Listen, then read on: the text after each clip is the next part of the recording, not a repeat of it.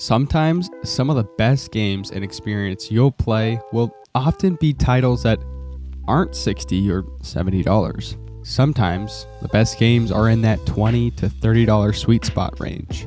These games aren't always the AAA massive titles, and not exactly the super small indie games, but something in between.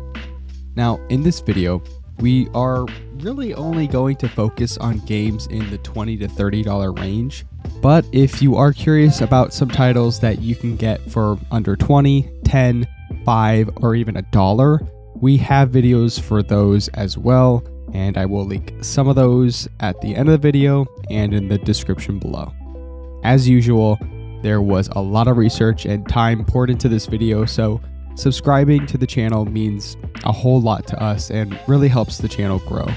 Another way you can support the channel while saving yourself some money is to use our affiliate link below. When shopping for your game keys on G2A, you can pretty much guarantee yourself some money saved, as you can buy game keys on the site for ridiculously cheap amounts of money. Now, we've been using G2A for basically as long as we've had PCs, and if any of these games interest you, be sure to check the link below and you can most likely save some money while also helping us out. With all that being said, I'm Caleb from Cubicle Gaming, and here is our list of the best Steam games that you can get right now for under $30. Deep Rock Galactic is a mining game where you go into otherworldly caves and mine materials with either friends or by yourself. Not only are you mining for important materials, but you also need to fight off hordes of alien bug monsters too. The entire environment is destructible, and the caves are always unique and fun to play because they are procedurally generated. The art style and feel of the game is really unlike any other, and it just gives you such an exciting feeling to explore and uncover these worlds you go to. I will say that if you are thinking about getting this game, I highly recommend getting it with a friend or a few friends because the experience is much more enjoyable with friends, although you can still have a lot of fun playing it solo. There are different classes to choose from, each of which have their own set of tools and abilities that will help you traverse all the different caves you go into. Whether you are a runner-gunner type or maybe just someone who wants to focus on drilling and mining materials, the variety of different classes will satisfy your playstyle. The best way I can describe the game is just something that's pure fun, especially with friends. You'll meet an incredible community, and the game has a pretty much unlimited amount of playtime.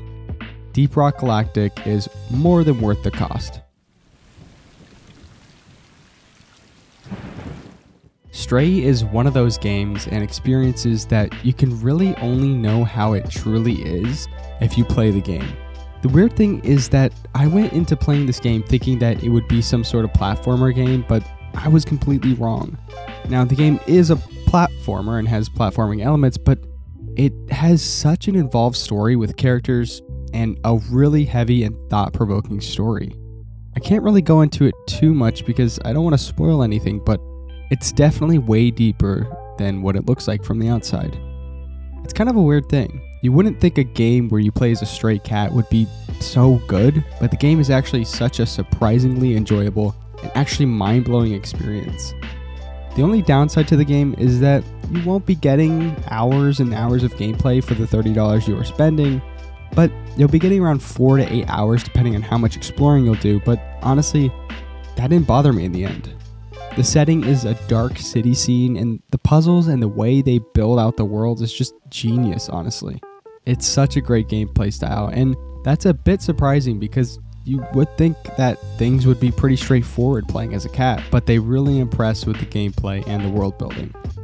The game was action-packed, deep, and involved, and it is honestly one of the best games that I've played in a good while. So if you're looking for a single-player experience, I 100% recommend Stray. Satisfactory has to be one of the most intricate and advanced survival games that I've played. The game has so many things you can create and build.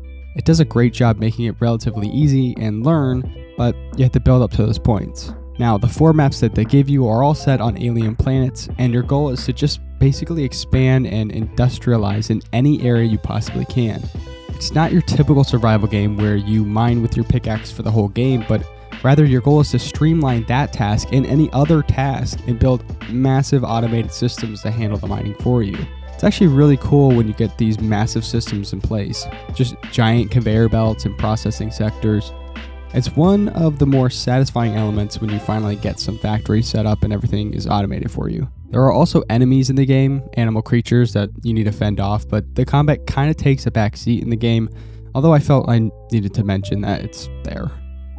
The game also looks absolutely incredible. It's super vibrant and colorful, and it's exciting exploring the alien planet, and the game is especially fun if you get some friends to play with. It's pretty easy to pick up and play, but if you want to get into some of the really complicated and intricate elements of the game, just be prepared because it has a pretty big learning curve, but it's definitely not impossible to get to that point, and the game does a good job of guiding you through, but you'll just need to put some time in. It's a super solid game, and for the survival game enthusiasts out there, this is yet another game to look into adding to your Steam library. PowerWash Simulator kind of took Steam by storm when it was first released, and it still is a bit of a surprise in the gaming community even now. To think that people would spend hours upon hours cleaning things virtually seems kind of unrealistic, but this game makes it so enjoyable that playing the game for hours at a time isn't far-fetched at all. You play as a contractor that does various jobs with your power washer. I mean, that really sums up the game, but there are obviously plenty of upgrades and things you can buy with the money that you make. You can get better power washers, different nozzles, soaps, and you can also play the game with friends. You aren't only cleaning the sides of houses too. You can clean entire parks, subway systems, cars, and other giant projects. The game really doesn't get stale at all, and it's probably one of the most relaxing games I've ever played. Even if you don't play this every time you log onto your computer, this game is really nice to have in your Steam library because it's nice to have a game to come back to that's really there just for you to sit back and relax while playing. Risk of Rain 2 is an action roguelike that is dangerously addictive. My friends and I played this game for an unreal amount of hours and still do to this day, but especially when we first got into the game and we played it non-stop. The game features tons of different unlockable characters to play with a variety of skills and playstyles. Some characters are melee and close range focused, and some are snipers or magic types. There really is something for everyone there, and mostly all of the characters are pretty usable. The way the game plays is that you start out on an easy world setting, and you can spend as much or as little time in each world, so long as you find the portal for the way out. As time goes on though, regardless if you're on the first world or 4 worlds in, the difficulty level rises and becomes increasingly hard. So as you progress from world to world and get more equipment and level up, the enemies get harder and harder. You also have an insane amount of items and equipment that you can purchase or loot in the game. There's so much to this game that I could talk about for literally hours, but if you like roguelike games and you want something that's going to give you hours and hours of gameplay, Risk of Rain 2 is definitely a game you should look into. Come on, it's not that bad, is it? Hades is regarded as one of the best roguelike games of all time, and for good reason. The graphics, the art style, the gameplay, the voice acting, everything about this game is just absolute top tier and is basically unparalleled. You play as Hades' son, trying to escape the underworld, and you fight your way through hordes of creatures and giant bosses. You meet all kinds of cool characters, and man, the voice acting is just so good in this game. It's just such a polished and unique experience.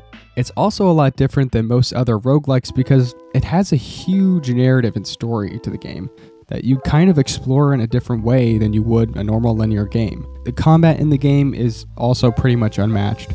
You get to upgrade in so many different ways and use a variety of different weapons, and it just feels so satisfying. Also, the soundtrack is just absolutely perfect.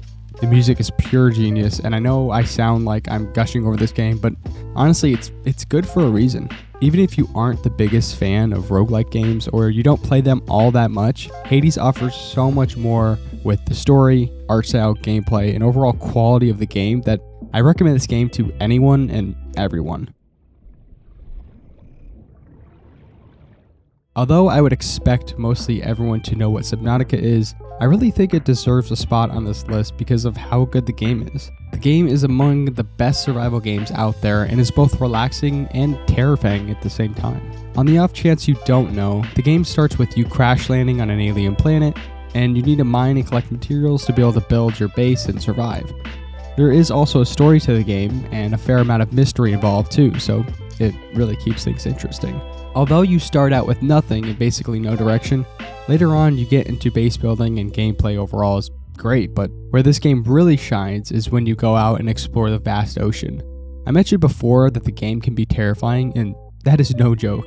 Exploring the deep and dark depths of the ocean, not knowing what monsters and creatures could be beneath you, is just a terrifying feeling. If you're one that likes survival games and haven't tried Subnautica yet, it's kind of a must try, and once you try it, you'll most likely get hooked. If you enjoyed the Portal games and generally enjoy puzzle experiences, the Talos Principle is going to be a game you'll really want to look into. It's a first-person puzzle game set in this odd but intriguing ancient world landscape with futuristic technology all around you. The game features over 120 different puzzles. Oh, and the game isn't linear either, which is a huge plus in my book. So you can really pretty much just go at your own pace and solve puzzles that you want to solve. Now, there is kind of a story to the game, but it's not anything too in your face. It's kind of a background thing if you want to explore that, but the main pull of the game are the amazing puzzles and the gameplay. The game is also incredibly relaxing and low-key, and of course, the puzzles are just top-notch here. And it's basically on par with the type of quality and puzzle level of something like the Portal games. Even if you aren't a huge puzzle game person, the Talos Principle is still such a good game that I would recommend this to anyone. Alright, well, that's going to be it for this video. I hope you enjoyed and found some games that you feel comfortable adding to your Steam library. And of course, if we missed any, let us know down in the comments below of some games in the same price range that you think are worth sharing. Thanks for watching, and we will see you in the next video.